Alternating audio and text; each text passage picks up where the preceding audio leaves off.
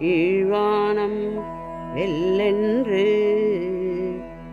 எருமை சிறு வீடு மேய்வான் பரந்தான் தான் மிக்குள்ள பிள்ளைகளும் போவான் போகின்றாரை போகாமல் காத்துன்னை ஊவான் வந்து நின்றோம் போதுகளமுடைய பாவாய் எழுந்திராய் பாடிப்பறை கொண்டு மாவாய் பிளந்தானை மல்லரை மாட்டியை தேவாதி தேவனை சென்று நாம் சேவித்தான் ஆவென்றாராய்ந்தருளலோரெம்பாவாய்.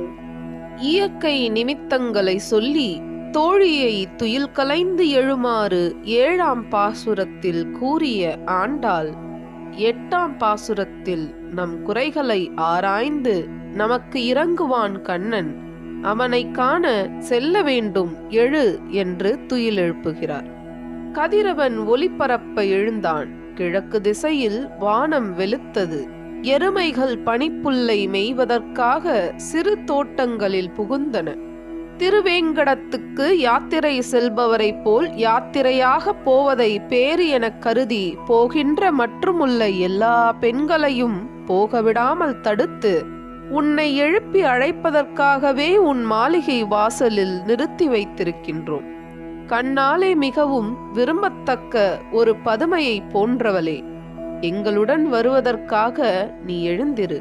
கண்ணனின் குணங்களை பாடி அவனிடம் இருந்து நாம் விரும்பும் பறையை பெற வேண்டும். குதிரை உருவம் எடுத்து வந்த கேசி என்னும் அசுரனுடைய வாயை பிளந்து எரிந்தவன் கண்ணன். வலிமையில் பெரிய மல்லர்களை மாளச் செய்தவன் அவன். அந்த தேவாதி தேவனை நாம் அணுகி அவன் அடிபணிந்தால் நம் குறைகளை ஆராய்ந்து ஐயோ என்று இறங்கி நமக்கு அருள் புரிவான் என்று கூறி தோழியை துயில் எழுப்புகிறார் ஆண்டார். ஒளி தோன்றினால் இருள் விலகிதான் ஆக வேண்டும். யுகம் யுகமாக இருண்டு இருந்தாலும் ஒளிக்கு முன்னால் இருள் இம்மி அளவு கூட நீடித்து இருக்க முடியாது. ஈசனும் அப்படியே. திருவெம்பாவை பாடல் 8 விளக்கம். கோழிச் சிலம்பச் சிலம்பும் குருகு எங்கும், ஏழில் இயம்ப இயம்பும் வெண்சங்கு எங்கும், கேழில் பரஞ்சோதி கேழில் பரங்கருணை, கேழில் விழிப்பொருட்கள் பாடினோம் கேட்டிலையோ, வாழி ஈதென்ன உறக்கமோ வாய்த்திரவாய், ஆழியான் அன்புடைமை ஆமாறும் இவ்வாறோ, ஊழி முதல்வனாய் நின்ற ஒருவனை ஏழை பங்காளனையே பாடேலோர் எம்பாவாய். கோழி கூவிவிட்டது. எங்கும் பறவைகள் கூவுகின்றன. இசைக்கு நாதனான ஈசனுக்காக 7 சுரங்களுடன் இசைக்கருவிகள் இசைக்கப்படுகின்றன. வெண் சங்குகள் முழங்குகின்றன. ஊரெங்கும் குதூகலமும் துள்ளலுமாய் ஈசனை கொண்டாடி வருகின்றனர் பக்தர்கள். இந்த அற்புதமான வேளையில் உலக இருள் நீங்குவதைப் போல நம் மாயைகள் யாவும் நீங்க பரஞ்சோதியாய் ஒளி வீசும் ஈசனை பற்றி பாடுகின்றோம், பேசுகின்றோம், அவன் கருணையை எண்ணி துதிக்கின்றோம். ஆனால் இது ஏதும் அறியாமல் நீ தூங்குகின்றாய். மாயை எனும் உறக்கத்துக்கு சொந்தமானவளே, விரத நாட்களில் அதிகம் உண்பதும் அதிகம் உறங்குவதும் தவறு இல்லையா? பார்க்கடலில் உறையும் பரந்தாமனின் சிவபக்தியை நீ அறிவாய் அல்லவா? பாம்பனையில் அரிதுயிலில் வீற்றிருக்கும் போது அவரது இடது கரம் சிவலிங்கத்தையே பற்றி இருக்கும். அத்தனை சிவபக்தி கொண்டவர் திருமால். அத்தனை பெருமை கொண்ட சர்வலோக நாயகனாம் நம் ஈசனை, ஏழைகளின் பங்காளனை பாடி மகிழ உடனே வா தோழி. ஒளி தோன்றினால் இருள் விலகித்தான் ஆக வேண்டும். யுகம் யுகமாக இருண்டு இருந்தாலும் ஒளிக்கு முன்னால் இருள் இம்மி அளவு கூட நீடித்து இருக்க முடியாது. ஈசனும் அப்படியே. பிறவிதோறும் பல பாவங்களும் மாயைகளும் ஆன்மாவை சூழ்ந்து ஆட்டி வைத்தாலும் ஈசன் அந்த ஆன்மாவை ஆட்கொண்டு விட்டால் போதும். வெம்மை கண்ட பணியாய் மாயை மறைந்துவிடும்.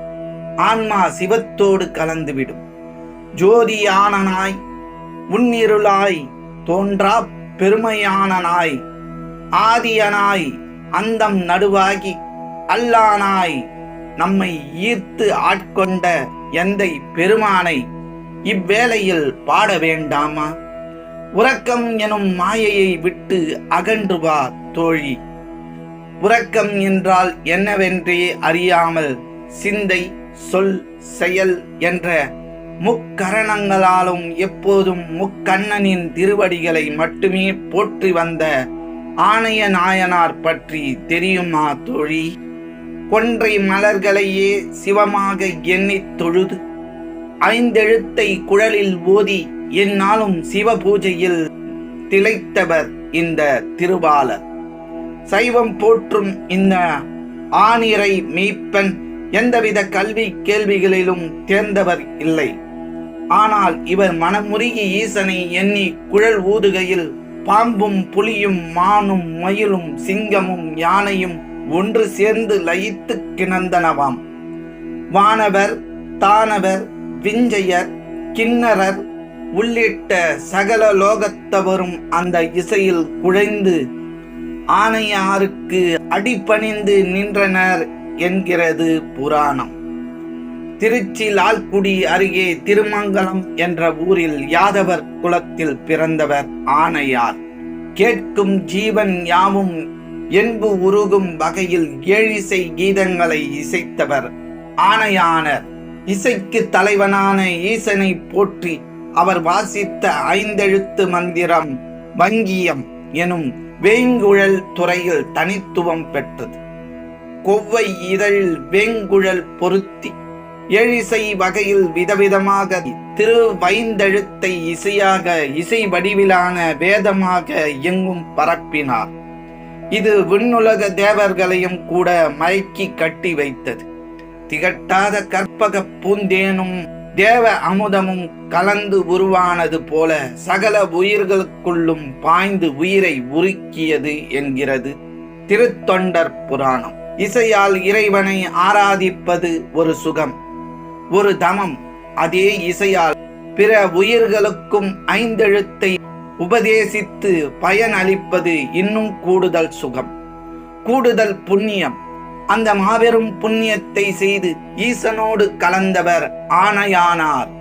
ஈசனின் திருச்செவியை குளிர வைத்த இசைக்கு ஈடாக ரிஷப வாகனத்தின் மேல் உமையாளுடன் காட்சி தந்து இந்நின்ற நிலையே பூமழை பொழிய முனிவர்கள் துதிக்க குழல் வாசித்துக் கொண்டே அந்நின்ற நிலையோடு ஆணைய நாயனார் அரணாரின் அருகு அணைந்தார். பஞ்சாட்சரம் எனும் இந்த நாமம் நமச்சிவாயா என்று இகலோகத்துக்கும் சிவாய நம என்று பரலோகத்துக்கும் உதவவல்ல மிகச் சிறந்த சூட்சம மந்திரம். இந்த 5 எழுத்தை இடைவிடாது மெய் அன்பு கொண்டு மனம் கசிந்து ஓதுவோர் முத்தி பெறுவர், சிவலோக பிராப்தி பெறுவர் என்கிறது சைவ உலகம். இந்த மாபெரும் செல்வமாம் 5 எழுத்தை ஓதக்கூடிய அற்புதமான வேலை மார்கழி மாத அதிகாலை நேரமே. இந்த தெய்வாம்சம் கூடிய வேளையில் ஈசனை போற்றும் 5 எழுத்தை ஓதாமல் இப்படி உறங்கலாமோ தோழி? நம்மை ஒவ்வொரு வினாடியும் எதிர்பார்த்து காத்திருக்கும் நம் தலைவனாம் ஈசனை இன்னும் காத்திருக்கச் செய்யலாமோ? எங்களுடைய பதிவு உங்களுக்கு பிடித்திருந்தால் லைக் பண்ணுங்க, ஷேர் பண்ணுங்க. மீண்டும் தொடர்ந்து இது போல பல பதிவுகளை பார்ப்பதற்கு எங்கள் சேனலை சப்ஸ்கிரைப் செய்து பெல் ஐக்கானை கிளிக் செய்து கொள்ளவும். நன்றி, வணக்கம்.